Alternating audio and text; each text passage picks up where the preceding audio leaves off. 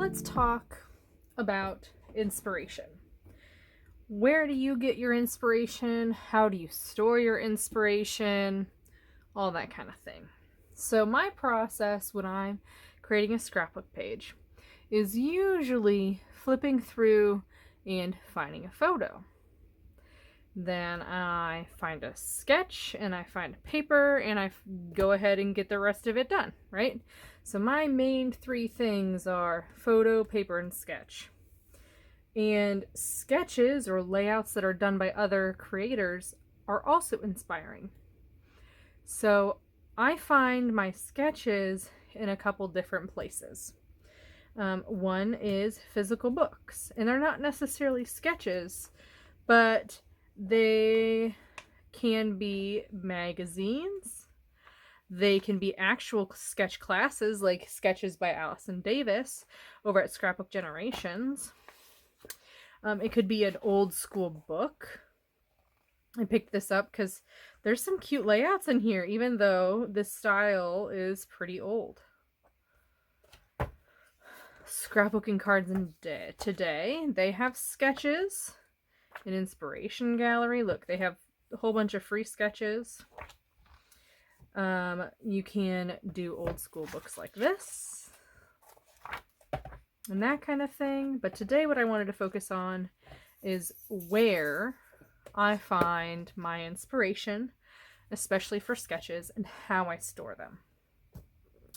So you can go on Pinterest, and what's great about Pinterest is that there's a search function, right? You can say, I have 6 photos, give me a layout idea. Well, then Pinterest will come up with a whole bunch of different things, and you can save them to boards. So that's one way to organize it. You can pin whatever website or sketch you find on Pinterest into your board. Glory of Pinterest, right? Well, there's other places like Scrapbooking Cards Today. You can do Scrapbook Generations. Page Maps is a big one. Scrap a Sketch on Facebook. And then I think there's another Facebook group. Hang on.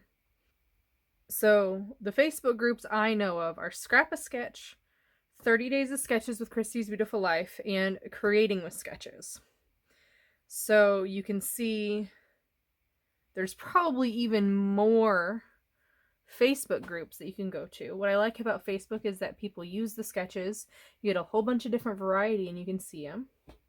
Another place I go to find sketches is a Cherry on Top through their inspiration and gallery board.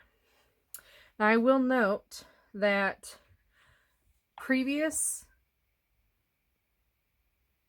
issues of Scrapbooking Cards Today used page map sketches.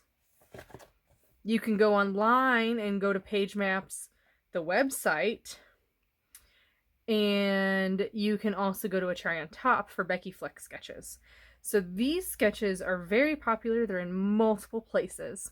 Now I'm pretty sure Scrapbooking Cards Today actually switched to Allison Davis as their sketch designer as something a little bit different. What I do with with Page Maps and Scrapbook Generations is I actually have printed out a binder, and I've showed this before. It's called Layout Guides, which is essentially sketches. And I have them organized by tabs. Now this is not like a super official thing, but you can see I've got single page sketches here. Another place you can look is Laura Whitlock. She's got a lot of them. Scrap and Sketch Blog Spot, it looks like. Crafty Soup has some sketches. Anything that I find is inspiring, I put in here. Scrap a Sketch Facebook group. This is some example of theirs. They tend to do one photo layouts, which is what I do. However, they do horizontal, which I don't do. So it's a little bit of, you gotta manipulate the sketch. And that's something we'll also talk about in this series, how you can make a sketch your own to fit your layout and your photos. Creative Scrapbookers is another place you can get some sketches.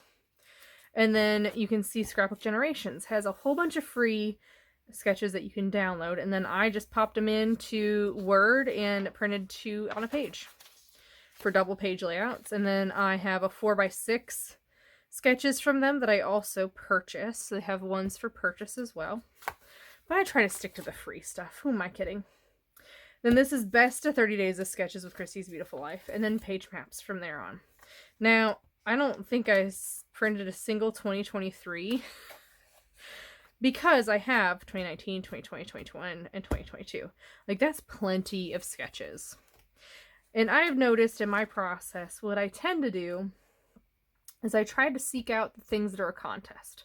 So, for example, every week, Cherry on Top has a Becky Flex sketch that you can use to submit in a project gallery, and you get free 100 at Cherry on Top points. And so then I accumulate those Cherry on Top points so then I can purchase more scrapbooking supplies. So I try to do that every week if possible, if I'm scrapbooking that week. So that's how I store these. Now what's great about this is it just sits right up there. It's right next to me, and it's a physical copy. That way what I can do is I can take the page out, and then I have a handy dandy board here that has a little bit of magnetic thing here, just so I don't lose dies. Clearly I need to clear it off. And then it sits on a tablet holder. So then, this is the backer for my page. I've got my sketch, and it sits right here.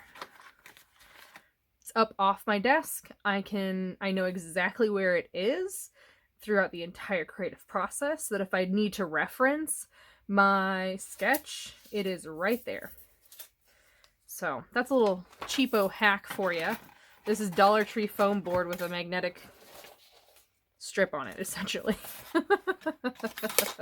To try to keep my dies in order that I need to put away, clearly. But it also, so you can see here, it has Scrap a Sketch as well. And it just kind of lives right to my left. So in the comments below, talk to me about sketches. Do you use sketches? How do you store them? Is it something you gravitate towards all the time? I use a sketch every single time. I've noticed in my creative process, if I don't use a sketch, I'm lost. And it takes me a very long time to figure out what I'm actually going to do. That being said, I have done it without a sketch, and I didn't really like my pages that much either. I really, really like how a sketch makes my pages look intentional, if that makes sense. Like, the paper placement is intentional.